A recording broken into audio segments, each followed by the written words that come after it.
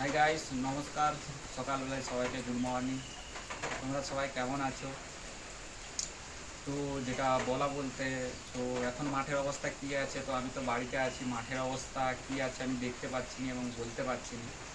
মানে কালকে যে মাঠের অবস্থাটা হয়েছিল, ঠিক আছে, তো যেমন আমাদের জুনিয়র্স বয়েজ ওরা খেলতে পায়নি, ঠিক আছে। এখন মানে যারা সিনিয়র ওরা, যাদের মানে 12 হাতারি খেলা অভ্যাস, ঠিক আছে, তো তাদের জন্য সেই হিসাবে আমাদের মাঠটা তৈরি করা হয়েছে, ঠিক আছে।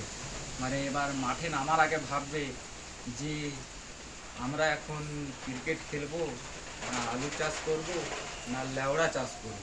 মানে এটা ভাববে মাঠে নামার আগে ওরা, ঠিক আছে।